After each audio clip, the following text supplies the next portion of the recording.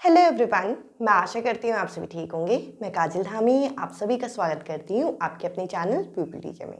आज की इस वीडियो से मैं आप लोगों के लिए सीटेट परीक्षा में पूछे जाने वाला एक महत्वपूर्ण विषय जो कि है गणित, इसके सीरीज को मैं शुरू करने वाली हूँ और आज है डे 1।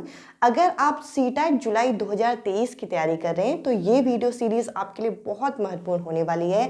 चाहे आप यहाँ पे मैथ्स बैकग्राउंड से हो, चाहे आपका मैथ्स बैकग्राउंड ना हो, आपको पेपर 1 में यहाँ पे मैथ्स के प्रश्नों को, गणित के प्रश्नों को हल करना होता है। तो देखिए, आज की इस वीडियो से हम लोग इस सीरीज की शुरुआत कर रहे हैं और अगर आप इस सीरीज में बने रहते हैं तो ये सीरीज खत्म होते होते आपकी जो मैथ्स है उसका बेस बहुत अच्छा स्ट्रॉन्ग हो जाएगा।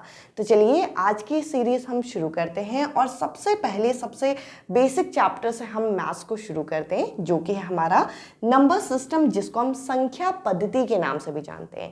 अब देखिए, कहने के लिए बहुत आसान चैप्टर होता है अगर आपका मैथ्स का बैकग्राउंड है, और अगर हम देखें तो यहाँ से कुछ ऐसे प्रश्न उठ के आ जाते हैं कि यहाँ पर आप लोग कंफ्यूज भी हो सकते हैं। तो आपको इन सभी टर्म्स के बारे में अच्छे से पता होना चाहिए। पहले हम इन सभी को अच्छे से आराम से समझेंगे और उसके बाद हम इनके प्रश्नों को देखेंगे कि किस लेवल के प्रश्न आपके पेपर में पूछे गए हैं। तो देखिए, सबसे पहले अगर मैं बात करूं, ये जो नंबर सिस्टम लिखा हुआ है, ये जो संख्या पद्धति है, ये क्या है। अब देखिए, नंबर्स जो आपके आसपास होते हैं उन्हें हम अलग अलग नामों से जानते हैं, जिनमें से कुछ नंबर्स को हम यहाँ पे नेचुरल नंबर यानी कि प्राकृतिक संख्या बोलते हैं, कुछ संख्याओं को हम यहाँ पे होल नंबर यानी कि पूर्ण संख्या बोलते हैं। अब ये किस हिसाब से बोलते हैं और किस टाइप से बोलते हैं, इसको हम देखेंगे। सबसे पहले तो देखिए, ये जो पूरा का पूरा आपका नंबर सिस्टम होता है, इस पूरे नंबर सिस्टम को हम दो अलग अलग भागों में विभाजित करके पढ़ते हैं। सबसे पहले तो देखिए, यहाँ पे आते हैं आपके रियल नंबर। रियल नंबर कौन से होते हैं? जो आपकी वास्तविक संख्याएं होती हैं। अब देखिए, वास्तविक संख्याएं कौन सी होंगी? वास्तविक संख्याएं वो होती हैं जिसको हम यहाँ पे नंबर लाइन के ऊपर दर्शा सकते हैं। नंबर लाइन कुछ इस तरीके से होती है। नंबर लाइन के ऊपर जिन संख्याओं को हम दर्शा सकते हैं उनको हम क्या कहते हैं? उनको हम यहाँ पे वास्तविक संख्या यानी कि रियल नंबर के नाम से जानते हैं। और दूसरे होते हैं हमारी इमेजिनरी नंबर, यानी कि जो आपकी काल्पनिक संख्याएं होती हैं। अब देखिए, आपके कोर्स में है भी नहीं ये काल्पनिक संख्याएं और आपको इनके बारे में पढ़ना भी नहीं है, जिसको हम आयोटा से यहाँ पे डिनोट करते हैं। जैसे कि मैंने कहा कि आपको पता होना चाहिए कि आपके जो नंबर होते हैं वे दो तरीके के होते हैं, एक रियल नंबर, एक इमेजिनरी नंबर। बट आपके कोर्स में जो आपको मेन पढ़ना है वो रियल नंबर के बारे में पढ़ना है, जिनको हम क्या कर सकते हैं, जिनको हम नंबर लाइन में यहाँ पे दर्शा सकते हैं। अब देखिए, यहाँ पे जब हम संख्याओं का वर्गीकरण करते हैं, नंबर्स को हम क्लासिफाई करते हैं, तो हमारे सामने कई सारे टाइप्स के यहाँ पे नंबर आते हैं। अब इनको एक एक करके जरा ध्यान से सुनना, और अगर आप यहाँ पे सेल्फ नोट्स बना रहे हैं तो इन पॉइंट्स को छोटे छोटे आप नोट डाउन करके अगर आप रिवाइज करेंगे तो आपके मैथ्स के प्रश्नों को हल करते हुए आपको दिक्कत नहीं होगी। तो सबसे पहले हम शुरू करते हैं यहाँ पे नेचुरल नंबर से। अगर मैं यहाँ पे प्राकृतिक संख्या यानी कि नेचुरल नंबर की बात करूं तो देखिए, अगर मैं आपसे पूछूं कि प्राकृतिक शब्द का मतलब क्या है, नेचुरल शब्द का मतलब क्या है, तो आप कहेंगे कि जो आपके प्रकृति में या फिर जो आपके नेचर में या फिर जो आपके फ्लो में होता है। अगर मैं आपसे पूछूं कि आप काउंटिंग बोले, तो आप किसी भी बच्चे के सामने अगर आप बोलते हैं कि आप काउंटिंग बोल के दिखाओ, तो कभी भी जीरो से शुरू नहीं करता। वो कहाँ से शुरू करता है? वो एक से शुरू करता है। इसी वजह से ये माना जाता है कि ये जो हमारी प्राकृतिक संख्या होती है, ये जो हमारा नेचुरल नंबर होता है, ये आपका कहाँ से शुरू होता है? ये आपका एक से शुरू होता है और इस तरीके से आपका ये कहाँ तक जाता है? ये आपका अनंत तक जाता है। ये एक याद करने का तरीका है कि जो आपके नेचुरल नंबर होते हैं, नेचुरल नंबर कहाँ से शुरू होते हैं? नेचुरल नंबर आपके एक से शुरू होते हैं। अगर आपकी परीक्षा में पूछा जाए कि सबसे छोटा, सबसे स्मॉलेस्ट आपका नेचुरल नंबर क्या है, तो आप यहाँ पे क्या जवाब देंगे? स्मॉलेस्ट नेचुरल नंबर आपका क्या है? स्मॉलेस्ट नेचुरल नंबर यानी कि सबसे छोटी प्राकृतिक संख्या जो है वो क्या है? वो है एक। अब देखिए, ये आपको बेसिक क्लियर हुआ होगा। इसके बाद अगला यहाँ पे आता होल नंबर। होल नंबर जिसको हम पूर्ण संख्या के नाम से जानते हैं। अब जब हम नेचुरल नंबर में यानी कि जो प्राकृतिक संख्या होती है, इन सभी संख्याओं के आगे अगर हम जीरो को जोड़ दें, देखिए सीरीज वही चल रही है, अगर इसके आगे अगर हम जीरो को जोड़ दें और इन संख्याओं को लिखते चले जाएं तो ये क्या बन जाते हैं, ये इस समय आपके नेचुरल नंबर ना कहला के ये अब क्या कहलाएंगे, ये आपके होल नंबर कहलाएंगे। तो यहां पर भी वही प्रश्न उठता है कि सबसे छोटा आपका पूर्ण संख्या क्या है, सबसे छोटा होल नंबर क्या है। तो स्मॉलेस्ट होल नंबर, अगर आप क्लास 6 की एनसीईआरटी खोल के देखते हैं तो आपका चैप्टर 2 है, उसके अंदर एक प्रश्न पूछा भी गया है कि सबसे छोटा होल नंबर क्या है। तो सबसे छोटा होल नंबर है आपका स्मॉलेस्ट होल नंबर, सबसे छोटा पूर्ण संख्या आपकी क्या हो जाएगी, 0। अब देखिए क्वेश्चन पूछने वाले तो कुछ भी पूछ सकते हैं, यहां पे आपसे ये भी क्वेश्चन पूछा जा सकता है कि सबसे छोटा नेचुरल नंबर और सबसे छोटा होल नंबर यानी कि सबसे छोटी प्राकृतिक संख्या और सबसे छोटी पूर्ण संख्याओं का योग क्या है। तो देखिए दोनों का अगर हम योग करते हैं तो दोनों का योग कितना आ जाएगा, 1 आ जाएगा। अगर ये पूछ लिया जाए कि दोनों को गुणा करके यानी कि मल्टीप्लाई करके कितना आ जाएगा, तो यहाँ पे 0 आ जाएगा। तो इस तरीके से भी आपको क्वेश्चन फ्रेम अगर आपके होते हैं तो आपको ये सारी बेसिक चीजें पता होनी चाहिए कि आपके नेचुरल नंबर कहाँ से स्टार्ट होते हैं, होल नंबर कहाँ से स्टार्ट होते हैं, क्वेश्चन यहीं से बनेंगे। देखिए इन्हीं क्वेश्चन का लेवल यहीं से अप हो जाता है। अब अगर मैं यहाँ पे आपसे बात करूं अगले प्रकार की, जो कि है आपका इंटीजर, जिसको हम यहाँ पे क्या कहते हैं, पूर्णांक संख्या। अब देखिए पूर्णांक संख्या कौन सी होती है, ऐसी संख्या जिनको आप यहाँ पे नंबर लाइन में दर्शा सकते हैं। अब देखिए नंबर लाइन में किनको दर्शा सकते हैं, तो नंबर लाइन कुछ इस तरीके से होती है जिसमें आपका बीच में होता है 0, यहाँ होते हैं आपके पॉजिटिव नंबर, इस साइड होते हैं आपके नेगेटिव नंबर। अगर मुझे यहाँ पे इंटीजर को डिफाइन करने को मिले, परिभाषा इसकी क्या बनेगी, तो आप अगर ध्यान से देखें तो ध्यान से देखने पे आपको इतना पता चलेगा कि ये सारे 0 से लेकर आगे बढ़ने वाली ये जो संख्या मैंने लिखी है क्या है, ये होल नंबर ही तो है। यानी कि इंटीजर क्या होता है, इंटीजर के अंदर अगर हम जो हमारे होल नंबर होंगे यानी कि 0 से लेकर आपके पॉजिटिव में चलने वाले सारी संख्याओं के साथ अगर हम नेगेटिव नंबर को भी साथ में लिख दें तो वो क्या बन जाएगा, इंटीजर बन जाएगा। एक बार फटाफट हम रिवाइज करते हैं। सबसे पहले आपके नेचुरल नंबर कौन से होते हैं, ऐसी संख्या जो कि 1 से शुरू होकर अनंत तक जाए। इसके अलावा होल नंबर क्या होंगे, होल नंबर में आप क्या करोगे कि नेचुरल नंबर में एक 0 और डाल दो तो वो क्या बन जाएगा, आपको होल नंबर।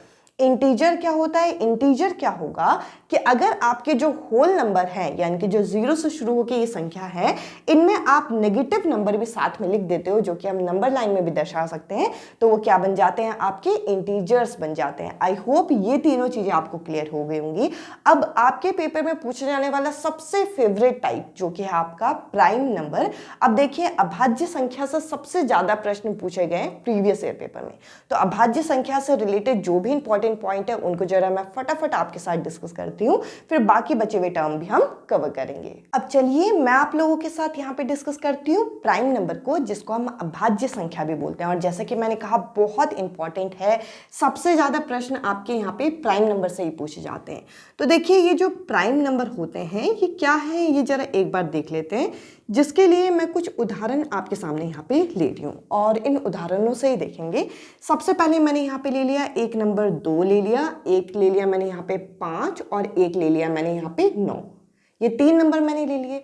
अगर मैं कहूँ कि ये किस किस की टेबल में जाते हैं, तो आप कहेंगे ये जो 2 है वो सिर्फ या तो एक की टेबल में जाएगा या खुद की टेबल में जाएगा, यानी कि इसके कितने फैक्टर बन गए, इसके 2 फैक्टर बन गए। ठीक है जी, ये तो आपको क्लियर हुआ होगा। इसके अलावा अगर मैं 5 की बात करूं तो 5 भी आपका सिर्फ एक ही पहाड़े से जाएगा और ये अपने टेबल से जाएगा, तो इसके भी कितने गुणनखंड बने, इसके भी आपके 2 फैक्टर बने। ठीक है जी। इसके अलावा 9 की अगर मैं बात करूं तो 9 आपका 3 अलग अलग टेबल में जाएगा, एक तो एक के पहाड़े में, एक ये 3 के पहाड़े में, एक खुद के पहाड़े में, तो इसके कितने फैक्टर बन गए, इसके 3 फैक्टर बन गए।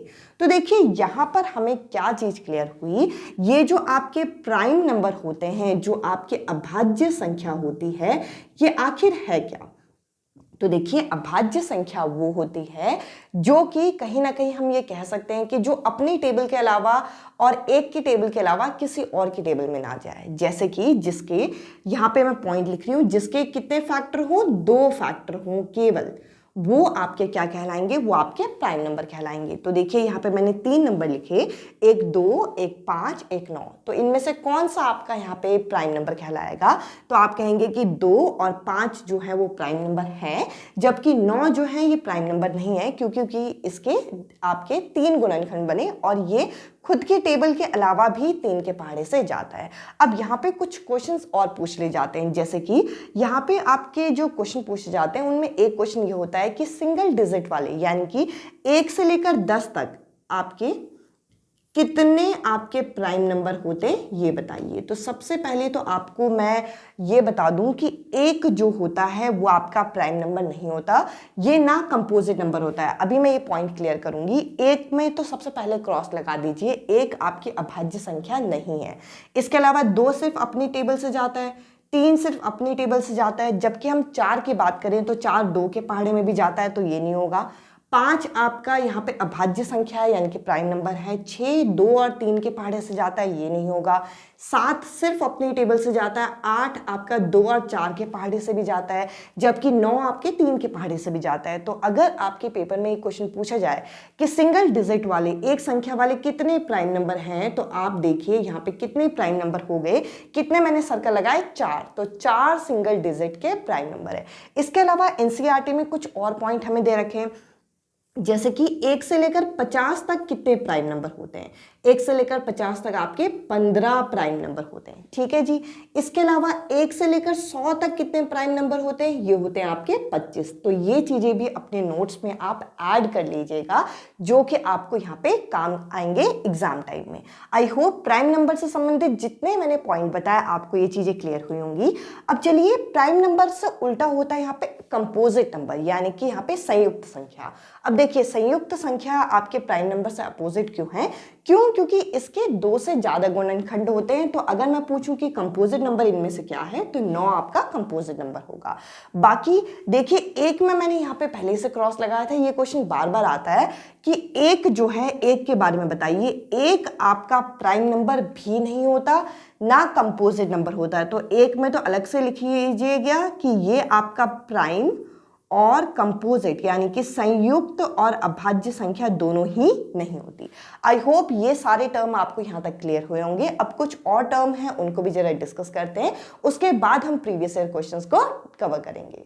अब 2 और टर्म है, इनको भी जरा हम कवर करते हैं। जैसे कि यहाँ पे लिखा है आपका इवन और ऑड नंबर, यानी कि सम और विषम संख्या। अगर मैं सम और विषम संख्या की बात करूँ, इवन या ऑड की बात करूँ, तो देखिए ये तो हमने कई बार गेम्स वगैरह खेलते हुए भी इनका प्रयोग किया है। जो आपके इवन नंबर होते हैं, जो आपकी सम संख्या होती है, वे क्या होती है? ऐसी संख्या जो कि 2 के पहाड़े में जाती है, उनको हम सम संख्या कहते हैं, जैसे कि मैंने यहाँ पे लिख दिया। इसके अलावा ऑड नंबर, जो विषम संख्या क्या होती है? जो 2 के पहाड़े में ना जाए। तो एक एक के गैप में आपके ये नंबर होते हैं, इस तरीके से हम इसे रिप्रेजेंट करते हैं। इसके अलावा यहाँ पे अगला है रैशनल और इरैशनल नंबर, यानी कि परिमेय और अपरिमेय संख्या। अब ये होते क्या हैं? तो देखिए, आपके अगर हम पेपर 1 की बात करें तो इससे हमारे क्वेश्चन कम आते हैं, बट कहीं ना कहीं हमें पता इनके बारे में भी होना चाहिए। तो देखिए, यहाँ पर अगर मैं रैशनल नंबर की बात करूँ, ऐसे संख्याएं जिनको हम p/q की फॉर्म में लिख सकते हैं। जिनको हम किस फॉर्म में लिख सकते हैं? जैसे कि 3/5, इसके अलावा 2/4। और साथ ही साथ खास बात क्या है, इसमें q जो होगा वो आपका 0 नहीं होना चाहिए, ठीक है जी। इसके अलावा इरैशनल नंबर क्या होते हैं? जिन्हें हम p/q की फॉर्म में नहीं लिख सकते, जैसे कि √2 हो गया, √5 हो गया, √3 हो गया, या आपके इरैशनल नंबर कहलाते हैं। आई होप जितने मैंने ये टाइप आपके साथ डिस्कस किए, रैशनल नंबर आपको, सॉरी, नेचुरल नंबर क्या बताया? ऐसी संख्या जो आपका 1 से शुरू होकर इन्फिनिटी तक जाए। होल नंबर क्या होता है? उसमें आप 0 जोड़ दो तो आपके होल नंबर बन जाएंगे। इंटीजर क्या होता है? होल नंबर में आपका नेगेटिव नंबर जोड़ दो। प्राइम नंबर क्या होते हैं? जिसके सिर्फ 2 फैक्टर बने, साथ ही साथ और क्या कि सिंगल डिजिट वाले कितने आपके प्राइम नंबर है? 4 प्राइम नंबर है। इसके अलावा कंपोजिट नंबर, जिसके आपके 2 से ज्यादा फैक्टर बन जाते हैं। इवन नंबर, जो 2 के पहाड़े में जाते हैं। ऑड नंबर, जो 2 के पहाड़े में नहीं जाते हैं। रैशनल नंबर, जिसको p/q की फॉर्म में हम लिख सकते हैं, और इरैशनल नंबर, जिसको नहीं लिख सकते।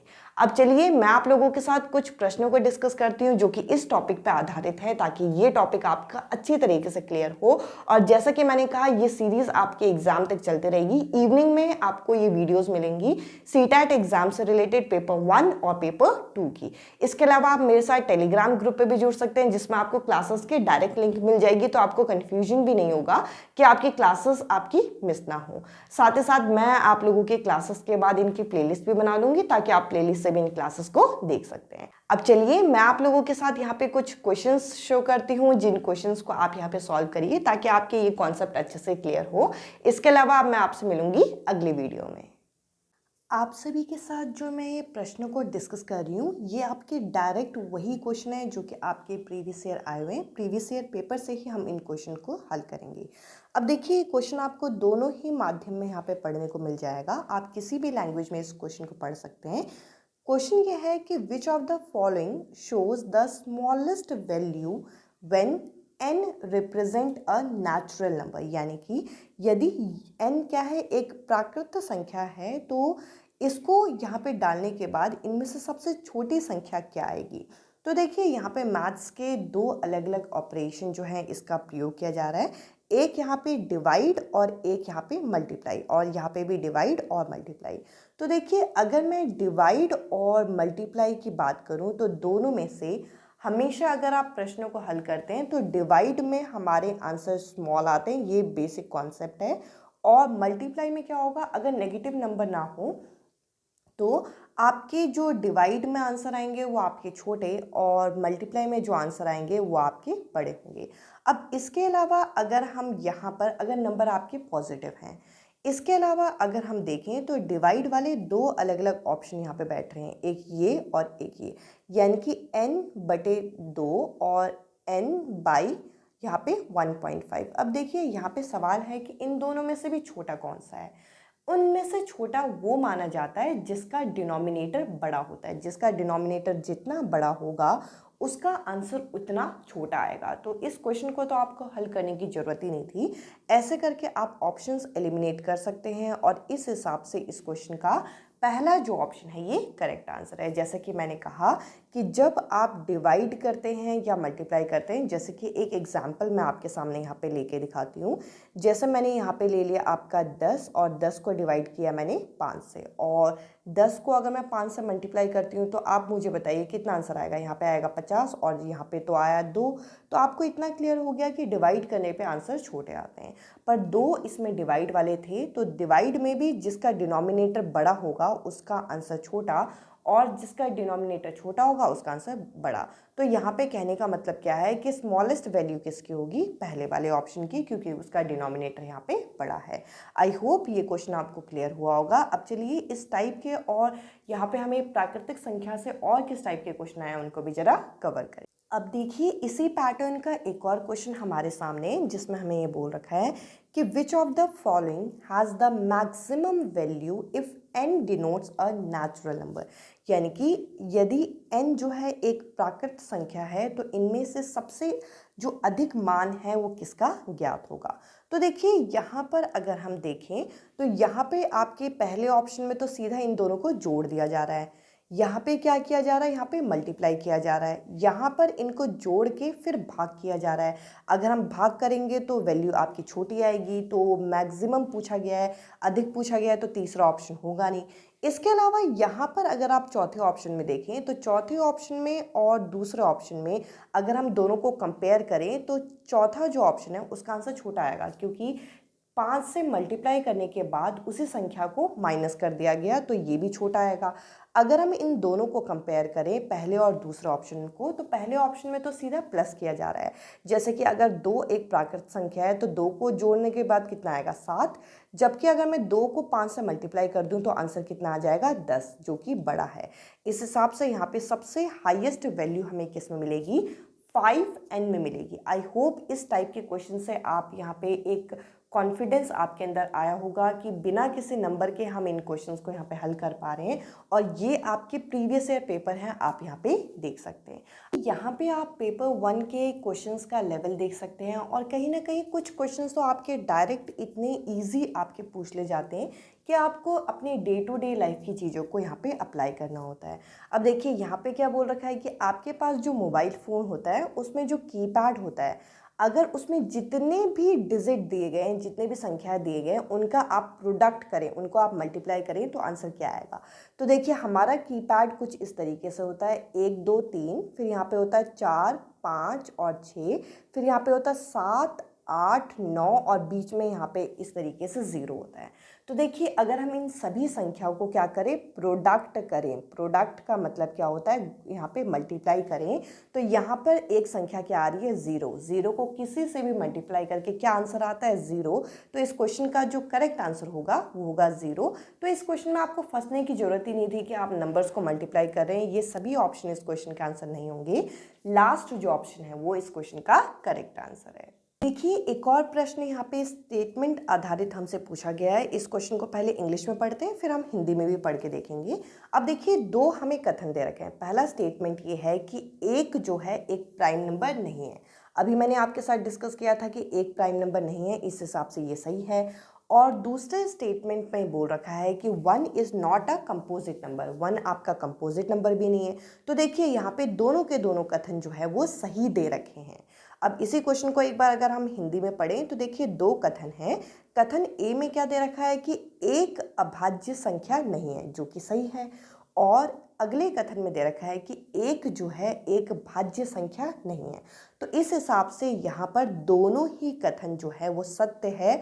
तो हमारा जो करेक्ट आंसर होगा वो होगा दोनों ए और बी सत्य है, यानी कि both A and B are true. I hope आपको क्वेश्चन का लेवल क्लियर हो रहा होगा। क्वेश्चन का लेवल से ज़्यादा आपका कॉन्सेप्ट क्लियर होना चाहिए। अगर आपके कॉन्सेप्ट जो हैं वो क्लियर हैं तो आप इस टाइप के क्वेश्चंस के लिए आपको ज़्यादा सेकंड नहीं लगेगा। आप यहाँ पे 20 से 30 सेकंड में, मैं ज़्यादा बोल रही हूँ, आप 10 सेकंड में इन क्वेश्चंस का आंसर यहाँ पे सही कर सकते हैं। अब कुछ और क्वेश्चंस हम प्रैक्टिस करते हैं, फिर आज की सीरीज़ हम वाइंड अप करेंगे। अब चलिए एक और प्रश्न हम डिस्कस करते हैं, जो कि है which of the following statement is not true for a set of whole number. अब देखिए होल नंबर की अगर मैं बात करूं, जो हमारे पूर्ण संख्या होती है वे आपकी क्या होती है, ऐसी संख्या जो आपकी 0 से शुरू होकर अनंत तक चलती रहती हैं। अगर आपको कॉन्सेप्ट क्लियर है तो आप ऐसे प्रश्नों को कर पाएंगे। अब देखिए यहाँ पे पूछ रखा है कि इनमें से कौन सा जो सेट है वो सही नहीं होगा। तो यहाँ पर पहले वाले में तो बोल रखा है कि a प्लस बी और b प्लस ए, यानी कि अगर हम 1 में 2 जोड़ दें फिर 2 में 1 जोड़ दें तो दोनों के दोनों बराबर आएगा। तो ये सही है, क्योंकि सही ऑप्शन नहीं चुनना, तो ये नहीं होगा। मल्टीप्लाई में भी अगर आप 1 को 2 से मल्टीप्लाई करो और 2 को 1 से मल्टीप्लाई करो वही बात होती है, तो ये भी नहीं हो सकता। अगले में क्या बोल रखा है, लास्ट वाले ऑप्शन में 3 संख्याओं को अदली बदली करके जोड़ दिया गया है, तो ये भी नहीं होगा। क्यों? क्योंकि आगे पीछे करके भी जोड़ो तो उत्तर तो सेम ही आएगा। पर अगर आप दूसरे ऑप्शन पे गौर करें, दूसरे ऑप्शन में क्या बोल रखा है, a minus B equal to B minus A. अगर मैं a को क्या ले लूँ, a को अगर मैं 3 ले लूँ और b को अगर मैं 2 ले लूँ और इसी चीज़ को उल्टा कर दूँ, तो आप मुझे बताइए कि क्या ये दोनों बराबर हैं। तो आप कहेंगे नहीं, ये दोनों बराबर नहीं हैं, क्योंकि अगर 3 में से 2 जाएगा तो कितना आएगा, इसका आंसर आएगा आपका 1। जबकि 2 में से अगर 3 जाएगा तो इसका आएगा आंसर -1, जबकि -1 एक होल नंबर होता ही नहीं है और ना ही ये बराबर है। इस वजह से, क्योंकि आपको इनकरेक्ट ढूंढना था, तो इस क्वेश्चन का सेकंड जो ऑप्शन होगा ये करेक्ट आंसर है। अब चलिए कुछ और प्रश्नों को हम कवर करते हैं और मैं आप लोगों के साथ एक क्वेश्चन यहाँ पे डिस्कस करना चाहूँगी और वो क्वेश्चन आपको एज अ होमवर्क देना चाहूँगी, जिसका आंसर आप कमेंट सेक्शन में कमेंट करेंगे, ताकि आपके कॉन्सेप्ट कितने क्लियर हो रहे हैं ये पता चल सके। अब चलिए हम नेक्स्ट क्वेश्चन की तरफ बढ़ते हैं। अब देखिए एक यहाँ पे आप ये कहेंगे ये रिपीटेड क्वेश्चन आपको लगेगा, क्योंकि इस तरीके का क्वेश्चन आपने ऑलरेडी कर लिया है। और ये क्वेश्चन क्या है, which of the following statement is correct. अब इस क्वेश्चन में आपको प्राइम नंबर और कंपोजिट नंबर से संबंधित यहाँ पे जो आपके अभाज्य और संयुक्त संख्या होती है इससे संबंधित यहाँ पे आपको स्टेटमेंट यानी कि कथन दे रखा है। इसी क्वेश्चन को सेम मैं आप लोगों के लिए यहाँ पे हिंदी में भी शो करती हूँ। यहाँ पे देखिए 4 कथन आपके सामने हैं, आप इन कथनों को पढ़ सकते हैं और आपको यहाँ पे कमेंट सेक्शन में बताना है कि इस क्वेश्चन का क्या करेक्ट आंसर है। ये आपका शायद क्वेश्चन नंबर 5 या 6 है, या आपका लास्ट क्वेश्चन आप मेंशन कर देना कि लास्ट क्वेश्चन का आंसर आप लोगों के अकॉर्डिंग क्या है। आई होप ये सेशन और ये सीरीज़ आपको पसंद आ रही होगी और इससे आपने यहाँ पे बेसिक अपने क्लियर किए होंगे। इस वीडियो में इतना ही। अब मैं आपसे मिलूंगी अगली वीडियो में अगले टॉपिक के साथ। Bye bye, take care.